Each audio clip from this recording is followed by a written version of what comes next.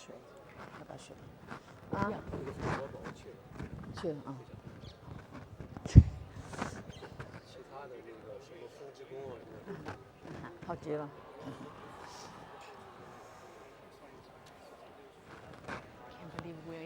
你再往后一点。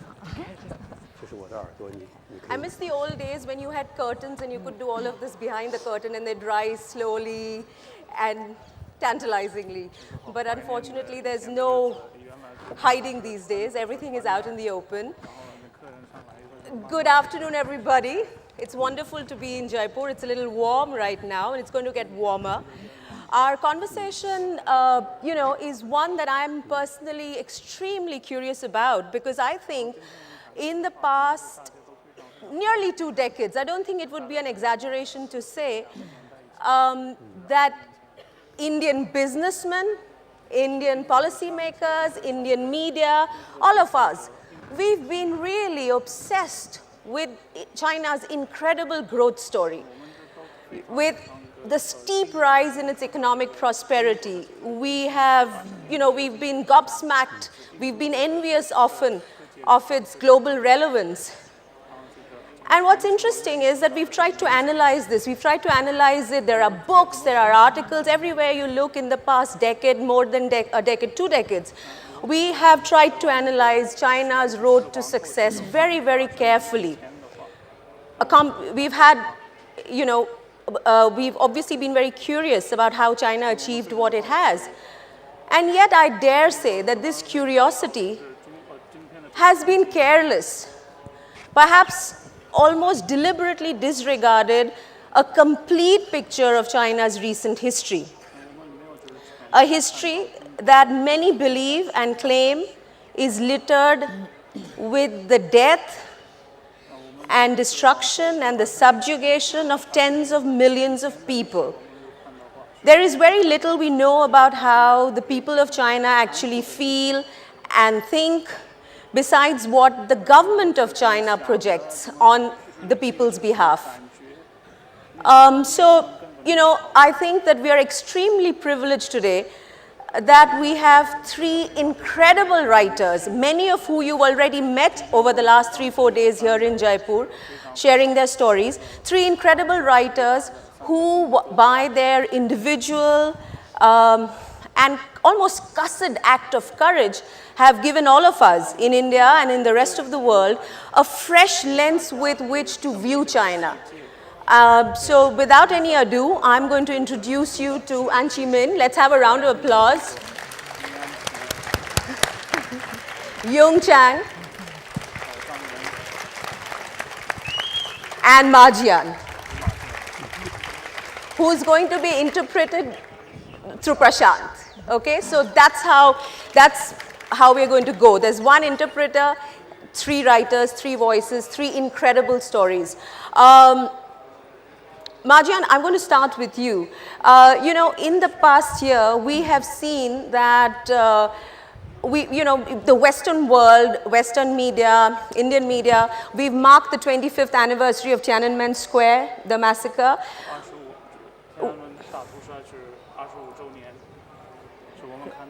We have reported on the pro-democracy movement in Hong Kong, the Umbrella Revolution. And yet I believe that going forward, the narrative for China over this year, and maybe I'm being very cynical, will be that China's growth in 2014 is 7.4%. That's the slowest it's been in 25 years.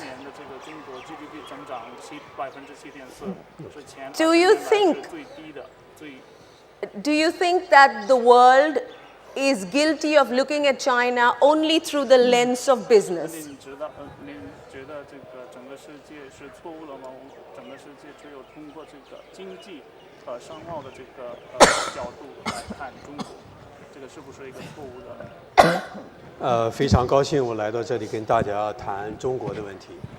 I'm very happy to be here to discuss issues related with China today.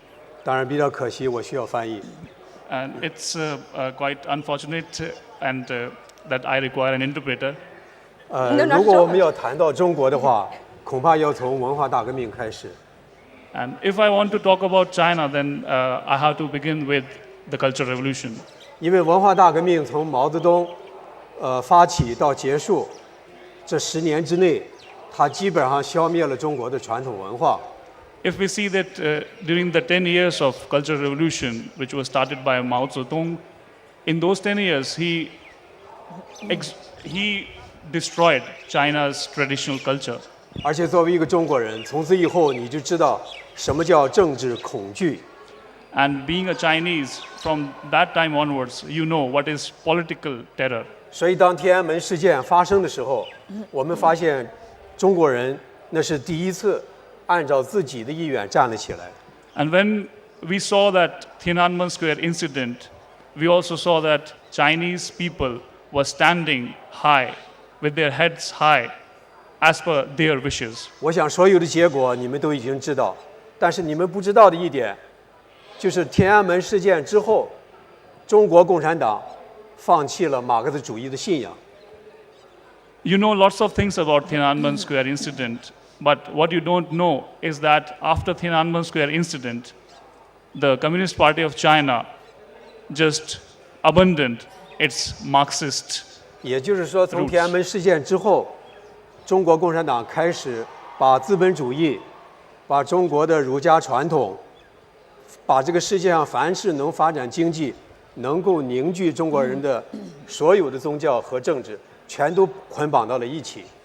From Tiananmen Square incident onwards, a Chinese Communist Party, Chinese government, tied down capitalism and the search for money, religion, all things together. 这个没有问题。你们会到中国，你们会发现中国确实是你们想象的，就是中国的经济发展的非常壮大。但是在我们一个作家的眼里，我们更看出一些表面的现象后面的问题，那就是中国人的道德始终没有发展，还停留在文化大革命。Being a common person, to your eyes, it may seem very normal, but being a writer, we have to see that the morality, the morals of Chinese people have still have halted at Tiananmen Square. 我相信人的道德如果没有跟着经济增长的话，这个金钱主义有一天会是一个恶魔，会消灭这个经济的增长，起码会让这个经济的增长变得更加可怕，更加变得这个腐败。So if the morality is not going to obstruct the rise of hedonism, the greed for money, I believe that it's going to be a very dangerous situation where even the economic growth won't be sustained and it will become more corrupt. 可能有一天中国的腐败会超过你们印度吧。And perhaps one day China's corruption will supersede Indian corruption. Okay. Let me just, I'll come back to you in a bit with the next question. Jung Chang, your first book was actually the book that set off this tradition of writing, isn't it? Where you articulate your experience of living in one of the darkest periods of China. Well, I wouldn't say set off the sort of writing about one's experience in China. And before Wild Swans, there was Jian Chang's Life and Death in Shanghai, and there were other memoirs. And I think just Wild Swans did quite well. I mean, Wild Swans is also not just about the Cultural Revolution. It's about the story of my grandmother going back to the early 20th century, my mother who became a communist official, and then myself. But of course, half the book is about the Cultural Revolution. So would you like me to say something about my experience in the Cultural Revolution? Absolutely, because I think, when you read the books, we know so little, and it's a life that we have no experience of. Okay. The Cultural Revolution started, as Marjan says, everything, all the most awful things started with the Cultural Revolution. But the Cultural Revolution was not even the beginning of the awful things. And why Mao started the Cultural Revolution was, maybe that's too long a story. Let me just tell you about the Cultural Revolution. It started in 1966 when I was 14. Basically, millions of people, innocent people, were made victims. My father was one of the few who stood up to Mao and protested the Cultural Revolution. So as a result, he was arrested, tortured, driven insane. He was exiled to a camp and died very tragically and prematurely. And my mother was under tremendous pressure to denounce my father. She refused. And as a result, she was put through over 100 of those ghastly denunciation meetings, which were an everyday feature in the Cultural Revolution. So basically, the victims would be stood on a stage, their arms were ferociously twisted to the back, and their heads were ferociously pushed down, and they were kicked and beaten, and my mother was made to kneel on broken glass. She was paraded in the streets where children spat at her and threw stones at her. She was exiled to a camp, but she survived, and today she still lives in Chengdu in China. Thank you. My family was scattered because universities and the schools were stopped teaching. I mean, were not closed, but schooling was closed. And so when I was exiled, like more my urban contemporaries, I was exiled to the village, to the edge of the Himalayas, and worked as a peasant and as a barefoot doctor. A barefoot doctor was a doctor without any training, because Mao had said, the more books you read, the more stupid you become. And that became the guideline for health and education. So I became a doctor without training, but of course the peasants very sensibly steered clear of me to go to other more trained doctors. And then later I became a steel worker and an electrician. And again, there was no training, so I suffered 5 electric shocks in 1 month. 5 electric shocks in a month. In 1 month. And yes. clearly there is no choice in any of in being sent off to be a steel worker or a barefoot doctor. There is no choice. No personal choice. To be a worker, family worker, was regarded as a better option for being a peasant. The reason was that if there was a shortage of food, which was the constant in China in those days, the Mao guaranteed city dwellers the minimum so they could survive, but the peasants would die masses. I mean, that's the Great Famine. You probably heard of that. Between 1958 and 1961, some 40 million people died of starvation and overwork, and they were mainly peasants. So nobody wanted to be a peasant. So when I had the opportunity to become a steel worker, I grabbed the opportunity and became a steel worker and an electrician. And then in 1973, universities began to reopen. So I was able to get into Sichuan University to learn English. But China was completely closed in those days. Ma Jian was talking about the fear we all experienced. One reason Mao could instill this fear was that China was shut off, which is why the outside world knew little or next to nothing about it.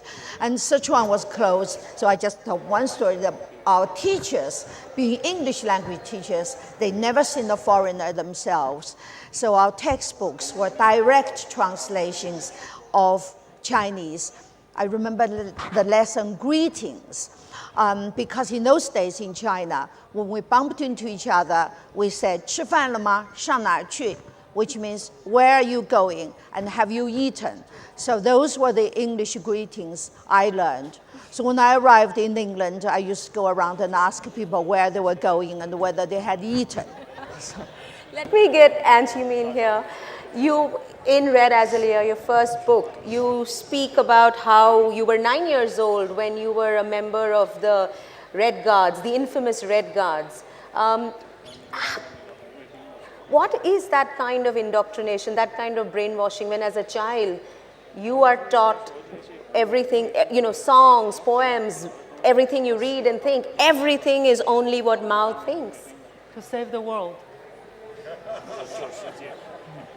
Mao says, men of humanity, this is his teaching, the essence of teaching. That tell you how a charismatic leader can do to you, to the nation, the generation of children. And my biggest dream was to be a martyr, to go to Vietnam and to kill Americans and blow myself up too.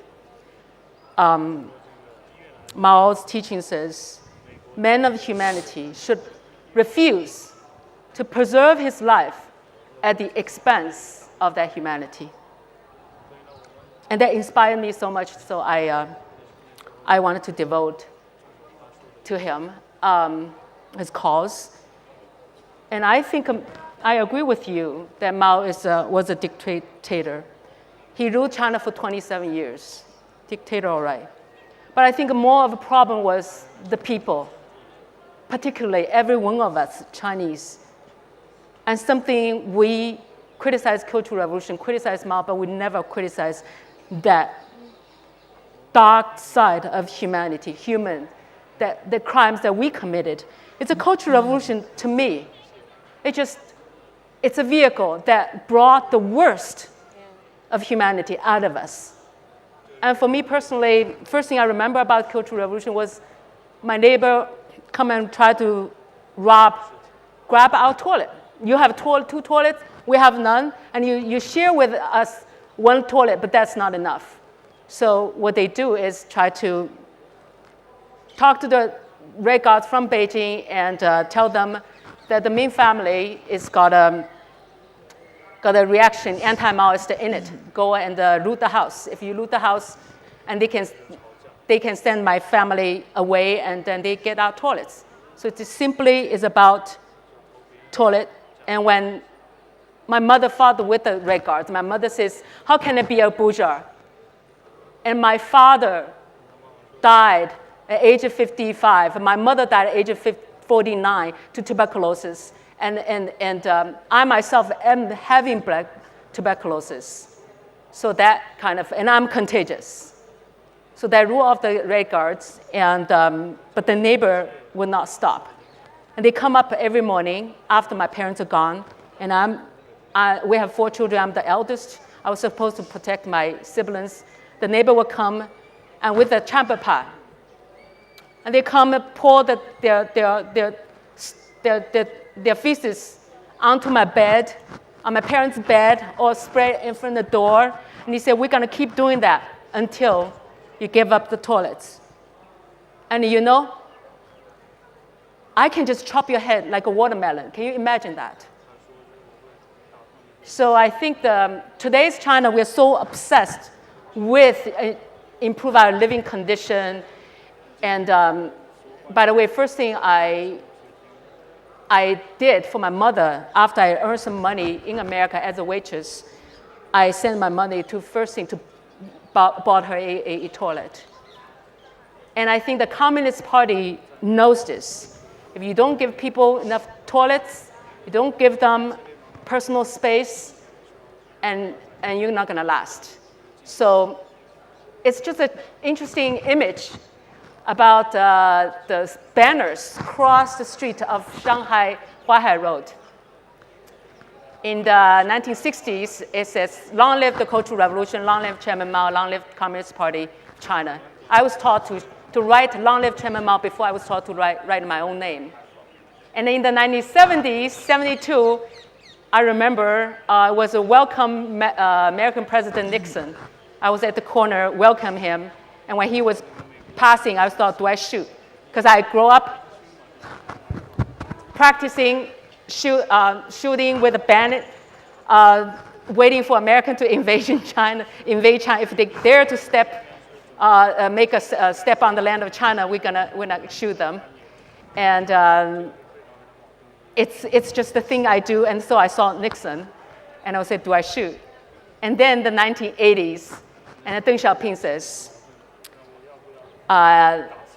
it's capitalism road. It doesn't matter what kind of color the cat have, you white color cat or black color cat. Whichever catches mouse is a good cat. So if you can let people build toilets, and we're be at peace. Because Chinese make lousy fighters.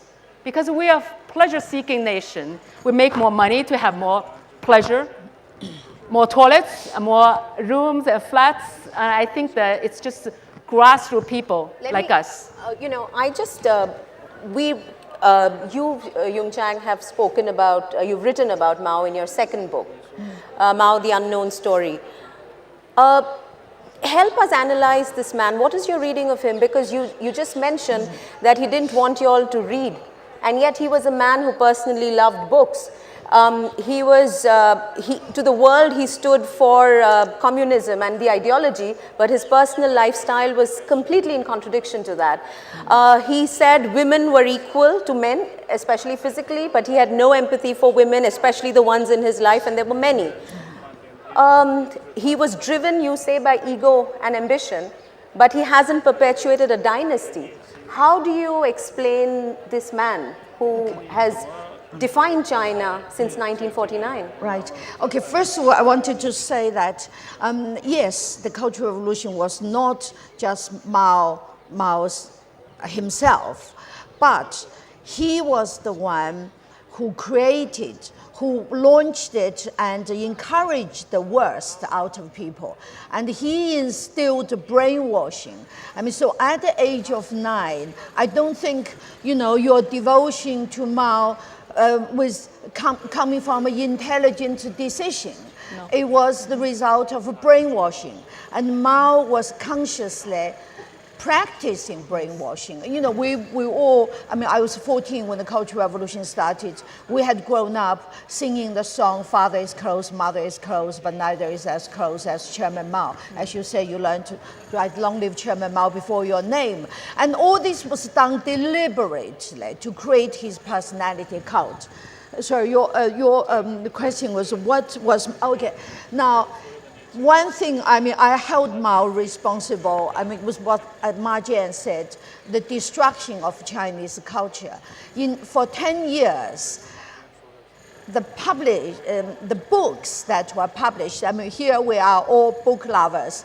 The books the country published of general interest could be counted on the fingers of your 10 fingers of your 2 hands. I mean, that lasted for 10 years until he died. And meanwhile, he loved books. You know, Mao's main hobby in life was to read. He had this giant bed constructed for himself. Half the bed would be piled a foot high with books. So he could wake up, roll over, pick up a book, and start reading. And he had 2 factories constructed to print books specially for him. The print run of each book was 5 copies for Mao and for record. And he doesn't allow, meanwhile, he didn't allow 1 billion Chinese to read. This is, I mean, this was this man's cynicism. I mean, he did wreck China. I mean, he produced the kind of the worst impact on the country. Okay, I think that's. Can I add to that? Probably, yes, and then woman. I'll come to Ma Jian. Also woman. loves woman. You can go ahead. Well, he was a womanizer. I mean, okay, anyway.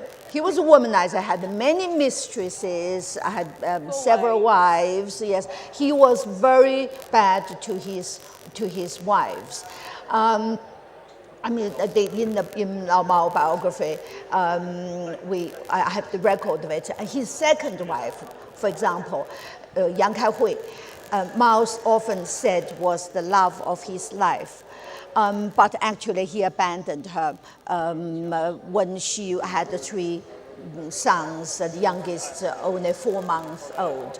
And when this wife was arrested by the nationalists, we're talking about 1930, because she was Mao's wife, and Mao could easily have saved her, but he didn't lift a finger, so she was executed.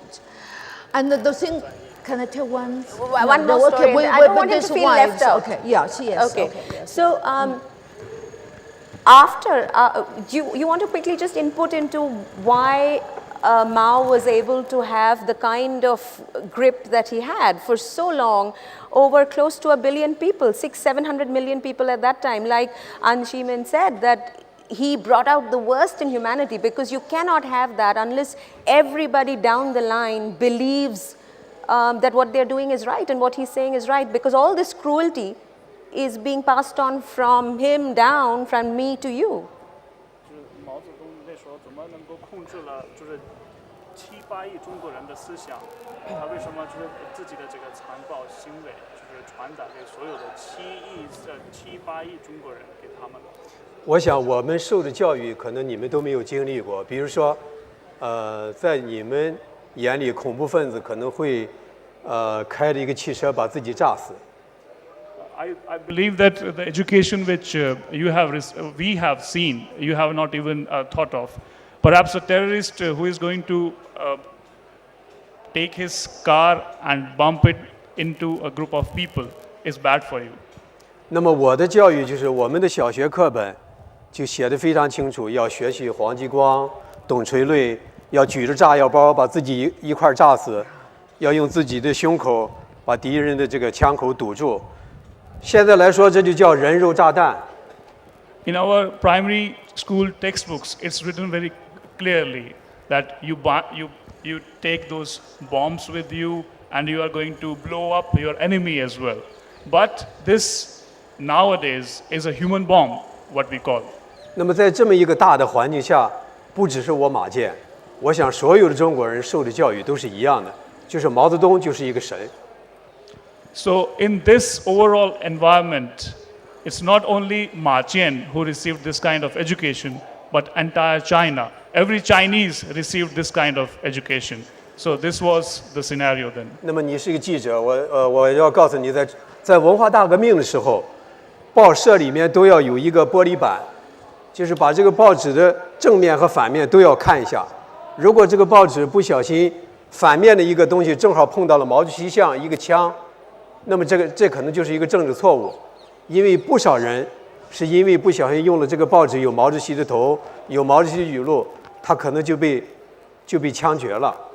So you are also a journalist. So let me tell you, during Cultural Revolution, newspapers, we have to put it on a glass and see that if there is a picture of Mao, it's not like below it, on the other side of the paper, it's not coming like striking against anything. So that is something, the kind of attention we had to pay to it. You got into trouble, isn't it, when you, with your work unit, for the kind of titles you were using in the publications?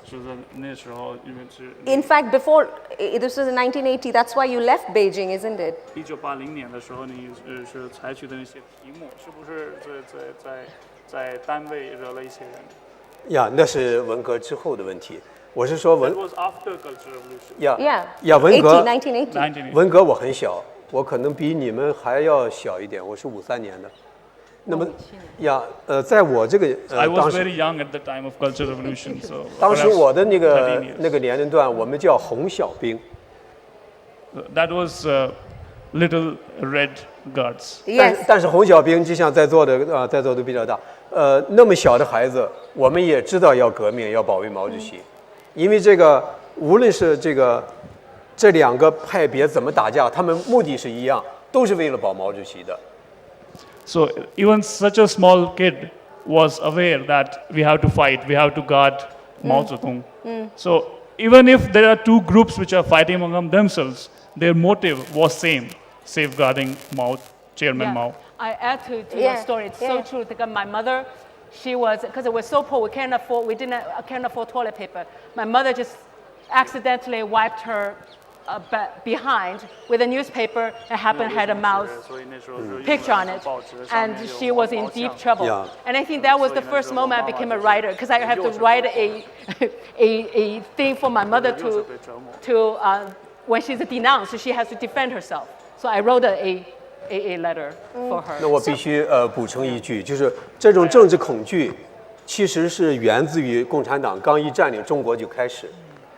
So this was based on when Communist Party started occupying or started ruling or coming into power in China. This was something which started right then. Right. 因为在文化大革命之前还有其他的几个运动，反右运动，更早的还有正反，我的爷爷就被正反给杀了。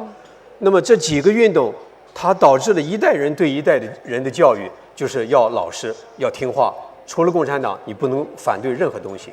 它这种东西是一代一代的传染给我们的，不是从文革就开始的。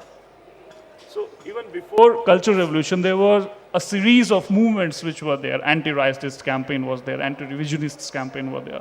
So that was something which was passed on from generation to generation in China. So,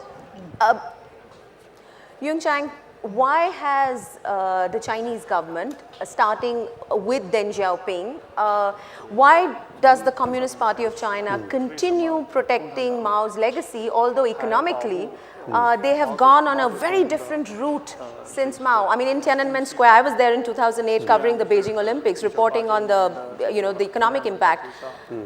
I did I stood in front of the camera with the portrait at Tiananmen Square of Mao. Why have they not been able to dissociate or disown that legacy, although they've gone very far away from his economics? Well, I think because they think, Mao was their root. I mean, if they denounce Mao, they would be undermine their own legitimacy.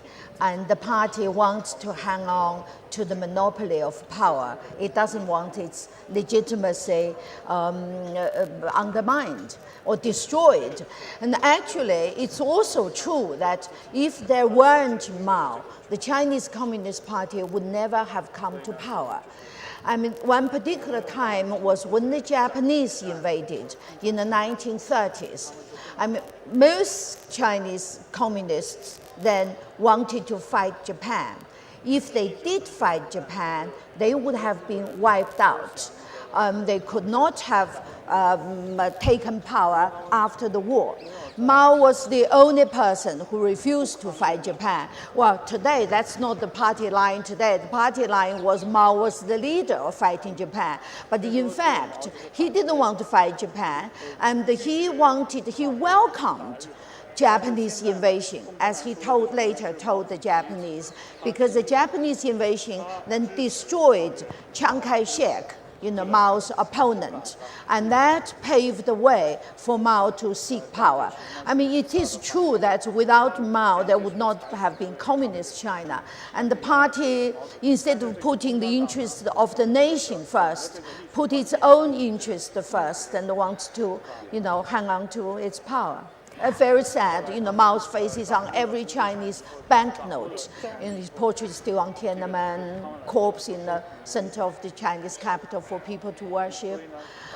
So Mao, I mean, that's why, my books, I think Ma Jian's books as well, maybe Anchee Min's, some of your books are banned in China because they are not the party line today. So, also, I think it's a tradition that after Mao is the grandfather of the party, and you just don't toss his image in the manure pit. Just leave him there. We just do our own thing. For example, we are so disillusioned because we are youth. We're pretty much robbed, and people ask me, "Oh, your book is about sexuality. Are you bi or are you lesbian?" and all that. But you see, if in the labor camp when dating a man is a crime, what do? And then we also find out that Mao was a womanizer. She did. Well, when I was picked up by the Shanghai Film Studio, and I was there to be taught by the old famous film actresses, they all told me about their experiences with Mao. Mao's obsessed with movie actors, the beauties. And he is, so you kind of know, I kind of know that, okay, Mao had a law when I had a none. And I have to play somebody's kissing a girl, play her boyfriend. And when you had everything, you think of what does that, it hurts me. Because I'm, my youth is past, robbed. So that's why China right now is so obsessed with pleasure. Because, Mao has made a bad example. Your books are banned, but you are allowed to visit, isn't it? Each one of you are allowed to visit China, isn't it? Though under severe restrictions, and all your activities are monitored. I want to talk about what you see in China today, because you have youth, young people who have lived in a completely different environment than you have. So there is economic prosperity, there is well-being, there's social media, and yet there are a lot of limitations to what you can know, what you can search for, and what you can talk about. Do you see the Communist Party and the Chinese state evolve to become more benign, or do you see a constant tension in terms of pro-democracy, pro-freedom movements and the Chinese government wanting to keep things exactly the way they were? Why don't you start, and everyone can answer that question. Well, I think the tension's there, always going to be there. And I think the party knows, the people knows, and people want to build toilets, they want our children to have education, want a better life. If you don't guarantee that, you're going to be out. But things are better, isn't it, today? A party Much knows, better. And the party, Communist Party, is not the Mao version party. In a lot of things, people just, like lots of my friends at parties, and people say, hey, are you normal? Are you not anything? You join the party member. So, well, I joined the party member so I can get what I want, get it done. A lot of things is good for, for the society. So they are just use the name of that. It's not really Mao's version anymore. But on the other hand, I think the Cultural Revolution, the aftermath of, like Ma Jian said, the core corruption is going on. I mean, even have writers come to me, Sister Anchee Min, tell us what can we write so we can be sellable in America. And I thought, no, that's a sign of corruption. You're supposed to be the conscience of the society when we live in the 30 years of this profit-driven market, and we had no immune system whatsoever. As a writers, it's terrifying that they forgot the writing, to me personally, is to promote nobility and strength in humanity. If you lose that, you're so corrupted, and then Ma Jian says, it's going down the, I agree, going down the drain. Jung Chang, how do you see young people today prosperous with access to all the best that the Western world and prosperity has to offer, but with limitations on what they can do? Do you see a state of constant tension? Well, I somehow feel. Well, I think Anthony's already answered a lot of that. I mean, I think without repeating what she says, I feel that the party's rule is there to stay unless some dramatic event suddenly happens. I mean, a war or an economic collapse. I mean, the chances are these things are not going to happen. And if God forbid, we don't want these things to happen. But so I see that my books are going to be banned for a long time. Well, people in China, in a way, they have to accept this reality because the regime made it so easy not to question the regime and make it so hard to question even a little bit of the regime. You'll be arrested or harassed, your money will be taken away. By the way, we all believed, me, myself, for many years, that the rise of the Chinese middle class is going to change everything. But I now realized that the Chinese middle class is not like the Indian middle class or middle class anywhere else. It's not really an independent force. I mean, to start with, their property, these millions, billions, and so on, don't really belong to themselves securely. They were allowed, they were tolerated by the party. I mean, if the party wanted to take it away, they can take it away anytime without, resorting to law, and just a committee saying the money comes through corruption and your money is gone. And it's that kind of middle class. It hasn't got its own newspapers, it hasn't got its own forum to speak up. So, well, I'm afraid, what things will be like what it is, and I would think maybe worsening repression for a long time. 我觉得No, I- 我想问一下大家，没有声音了。我想问一下大家，你们谁见过中国的人民币？请举手。人民币谁见过？ I want to ask all of you, who of you have seen China's currency? 你们都见过了，人民币上印着还是一个毛泽东的头。 So you must have noticed that it is Mao's picture which is there on RMB notes. 如果有一天你们看到中国的人民币出现了孔子，出现了李白，甚至出现了那个叫邓小平，都可以，这就证明中国社会会有变化。 So if one day you find that on that currency there is a Confucius picture, there is a picture of famous poet Li Bai, or there is a picture of Deng Xiaoping, then it will prove that there is a change in China. 我想过这里边最大的一个问题，呀 Ruling 呀 No chance.，所以这里边就出现了一个最大的问题。毛泽东是共产党的一个灵魂，这个灵魂随着这个东吴89年的解体，他没有解体，他还是作为中国共产党的一个核心。所以这一点，在中国无论他多么有钱，我们都会发现他社会出现的道德问题，甚至文明在中国也是只会一步一步的倒退，他不会往前走。 So this is the biggest problem here. Mao Zedong is the soul of Communist Party of China. Though we have seen that in 1989 with Tiananmen massacre, the grip of Marxism on CPC in China, well, it was loosened. But the core still constituted by Mao Zedong, and with this, it will not only lead to this decline in morality, moreover, it will also lead to in decline of civilizational standards. 所以我相信，在中国的要说到中国的变化，除了经济的变化，大家也要看到它的政治变化。如果它政治上没有太大的变化的话，有一天它就会变成一个怪物。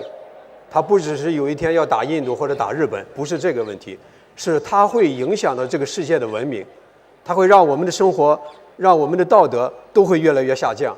现在我看到很多国家的领导人，包括一些这个政治家，都慢慢的就是不敢批评中国，都慢慢的开始向中国妥协，所以这是一个最大的问题。这让我们今天能够坐在这里说话的机会，也会变得越来越少。 So it's not only economic problems that we have to see, but we have also to look at the politics, the political issues. If we won't look at politics and political issues, then perhaps China will become a strange creature in future, a Frankenstein perhaps. And so it will not only affect Chinese and Chinese people, but the entire world. And this is also quite visible in today's context that more and more of countries are afraid of criticizing Chinese government and CPC. And if this goes on, if this continues, then this kind of opportunity which we are having today here of discussing cultural revolution won't be there in future. 你们印度，我非常喜欢你们的言论自由，大家可以在这里讨论所有的问题。当然了，这个像这个《查理周刊》，大家可能都看到了，那么多的画家被杀死。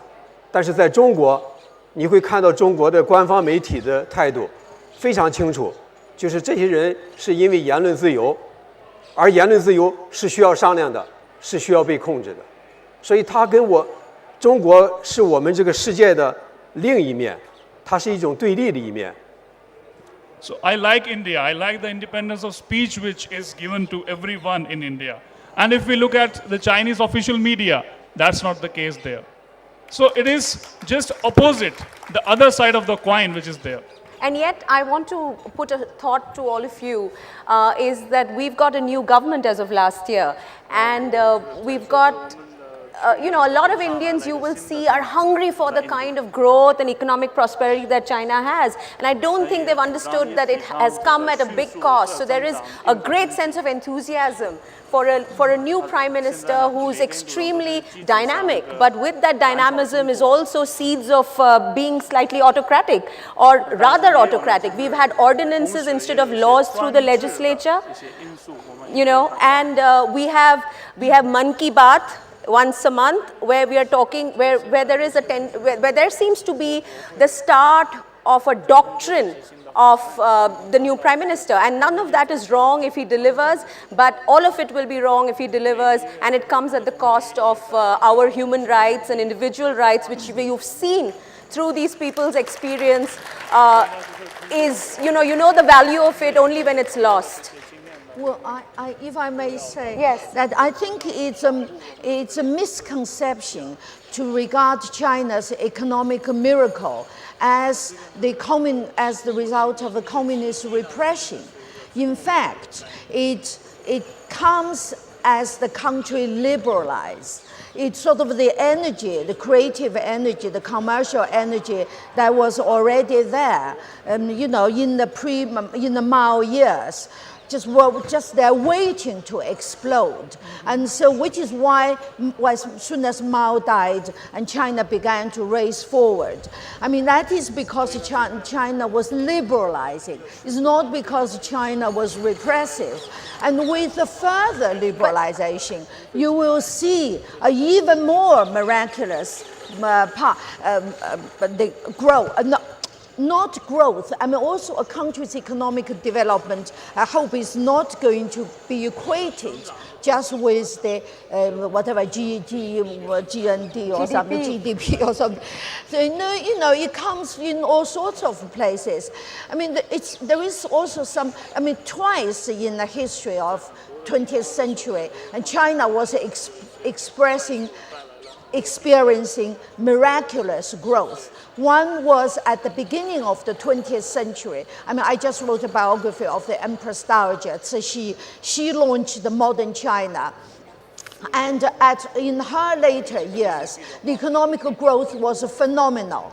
And then under Chiang Kai-shek, in the early 1930s, China was again growing quite miraculously. But of course, in the first instance, it was cut short by civil wars. In the second instance, it was cut short by the Japanese invasion. I mean, now, it's not because the Communist Party was putting dissidents in jail that China was developing. In fact, it's a lot to do with the Chinese. I'm not just promoting sort of national stereotypes. But once, you know, my husband asked me, you know, in England, in English we say to keep up with the Joneses. Do you have a similar expression in Chinese? And I thought, no, we don't have a similar expression. We don't say the same, but we say overtake the Joneses. That's in the, you know, in the Chinese. I mean, so given half a chance, they will create miracles. I agree with you. I think it's a Chinese style, a mindset. We just do things like quietly. Like you just, for example, if any of you know the Chinese Politburo, things change. Like a Chinese resented, hated the Mao's 27 years of dictatorship so much. The first thing they get a chance to is to make a law within the party that each president would not hold the post longer than 5 years.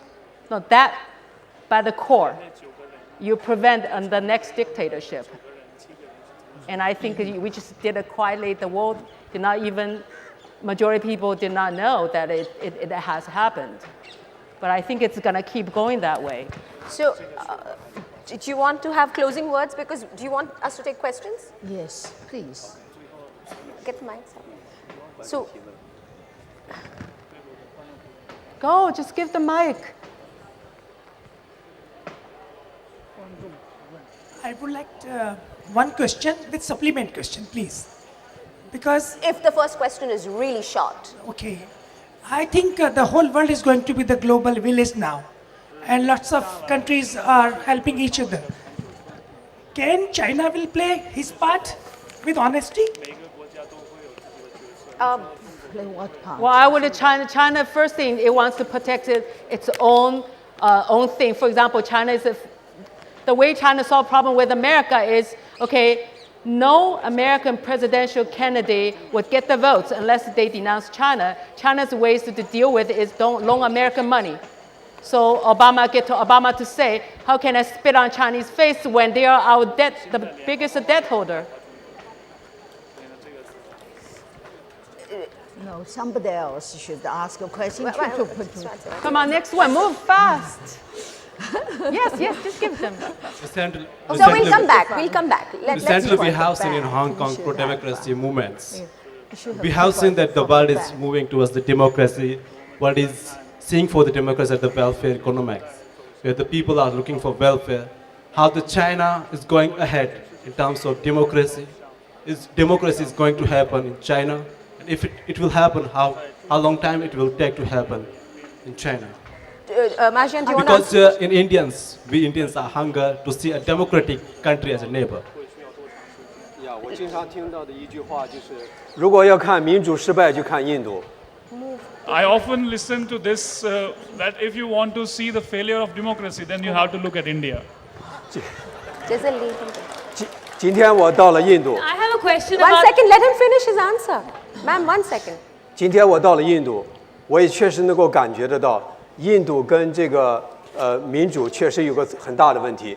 So today, when I have reached India, I am in India, so I can also see that India do have a problem with democracy. 因为民主起码没有把你们的这个社会秩序能够建立起来，你们的赛车有点可怕吧？ Because democracy cannot build your social system. 我也不希望你们在街上撒尿。 And I don't expect you to pee in the streets, on the roads. 那么我想谈的一个问题就是，当我们这个雨伞革命发生的时候，中国共产党根本就没有正面的去对待它。 I want to tell you that when this umbrella movement in Hong Kong was going on, the Communist Party of China didn't pay any attention to it. 因为共产党它有镇压6·4天安门事件的经验，它完全可以把他们给镇压下去。 Because the Communist Party of China has the experience of suppressing 1989 Tiananmen. So if they wanted, they could have suppressed this very easily. 我想今天最大的问题就是民主受到了中国这种集权国家的全球性的挑战。 And today, the biggest challenge which democracy is facing is the challenge from an authoritarian regime. 你 That 现 is 在 China. 到了中国，哪怕问到一个中国的普通人，包括我的妹妹，他们都认为中国可以完全不要民主。 If you go to China today, if you ask anyone in the street, so do you want democracy? Even my sister won't say yes. 他们认为没有民主，把他们的生活会变得更好。没有民主，这个社会反而会很安全。 They think that if there is no democracy, then their life is good. It's very safe.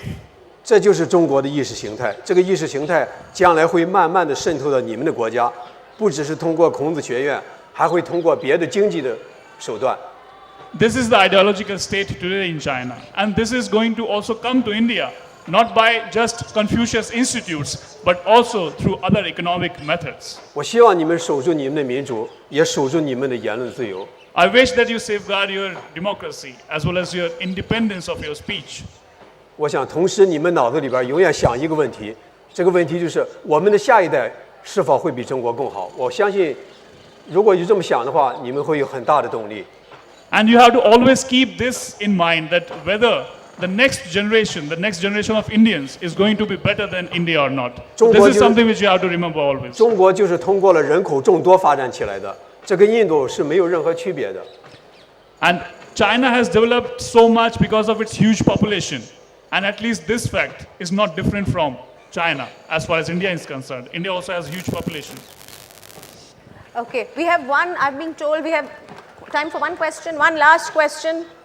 Yes, yes, ma'am. My question was about, the Chinese youth now who weren't born during the Cultural Revolution, and what is their awareness about the Cultural Revolution? I mean, when I travel to China, I talk to my friends who are partly from the middle class, and when I talk about the Cultural Revolution, their first reaction is shock. As in, how does a girl from India even know about the Wenhua, the Gurming, about the Cultural Revolution?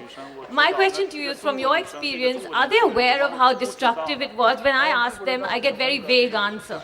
Are they aware of how destructive it was, or do they have a different opinion of it? Let her answer. No, I think very few people, probably, well, not a lot of people in the Chinese youth have a very clear idea about the Cultural Revolution. And because, books, personal memoirs, and so on are banned in China, and the banning is very strict. And although we have the internet, but China has a vast internet army, which, just sits there deleting everything they don't want. So the young people don't know. I mean, there is a collective ignorance about China, about the Cultural Revolution, and indeed about the past of China. And that's quite also, and also, these young people's parents are not telling them what happened in the Cultural Revolution. Very often, they themselves have thought it out. And also, and then the parents would think, what's the point to bring up your children for them to become nonconformists? That's not good for their future, that's not good for their career. So parents who love their children don't really tell their children. I mean, that's the dangerous thing about, and also the whole society is not discussing it. History books are not telling you, newspapers are not telling you, books are not telling you, how do you know? I mean, the internet, there is a great firewall. I don't know whether you know this thing of Chinese internet. I mean, yes, it is true that you can climb over the firewall, but, you really have to be very dedicated. I mean, the average youth, they want to have fun, and they're not everybody is a dedicated radical or activist. And also people are worried that if they try to climb over the firewall, their computer might be attacked, all sorts of worries.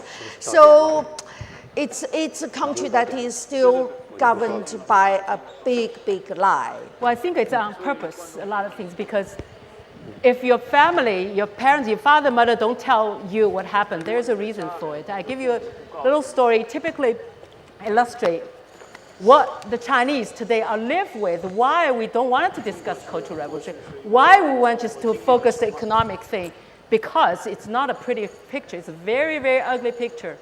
For example, what happened to me, I was 10 years old. During the Cultural Revolution, I was looking over the window and watching Mr. Tong, who was an old-time vendor, a capitalist. He was punished by he was ordered to sweep the lane in the morning, every morning. And then that morning, he was sweeping and watching him, and he was going to the well, because the well, he's supposed to clean it, because the neighborhood children would catch the cat and drown it in the well. So Mr. Tong had to make it difficult for the old man to torture him, so he had to fish it up. And that morning, he leaned over the well, and he didn't rise, didn't move. So I thought, what's going on? Something's wrong. I went to the next door, to the daughter. I said, hey, your dad is not moving. And she just ran from the house all the way through the lane to the well and get her father, carried, the man had a stroke. So she carried her, walking back to the house, and then all of a sudden she stopped. Because she was aware that all the windows around the neighborhood were opening. And she realized, am I helping a people's enemy, a reactionary? So she let her father down, and she went back toward me, went into the house. The old man died on the spot. And many years later, when I mentioned that, and she says, well, my dad is gonna die anyway because even I took him to the hospital, they're not gonna treat a reactionary. But do you think the daughter can live with that she was the very factor of her father's death? And do you think she has any faith to tell her children what happened? But that doesn't mean she doesn't regret. That doesn't mean she can live with it. I think we need a round of applause. All of this and more are available in their books. Their books are available here. I think they'll be available for signing copies of books as well after. So please take advantage of that. And finally, when you look at China going forward, look at China beyond those fabulous growth numbers. Look at it beyond the numbers because, numbers count, but only up to a point. Sir, what time ka? आपने negative पक्ष बोला, positive पक्ष नहीं बोला, जहाँ एक भी गरीब आदमी, एक भी भूखा नहीं मरता है। और ये हमारे देश में कोई भूखा मर रहा है, उसमें और नहीं सर, नहीं, ये लोग बोल रहे हैं कि बहुत डेवलपमेंट हुआ है, लेकिन नहीं, अच्छा सर, हम लोग नीचे आ रहे हैं ना? He is saying, I'll tell you. हाँ, बोलिए. He's saying that you're only talking about the negative side of Mao, but what about the fact that people are not are prosperous in China and nobody's hungry under Mao? Oh God, he doesn't know anything.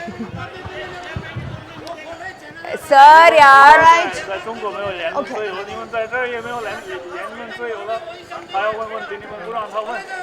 नहीं sir. अच्छा. Sir, dialogue. The time has run out, na sir? Would like to thank Jung Chang, Jian and Anchee Min, and Anuradha Sengupta. Please can we have a huge round of applause for a fascinating session.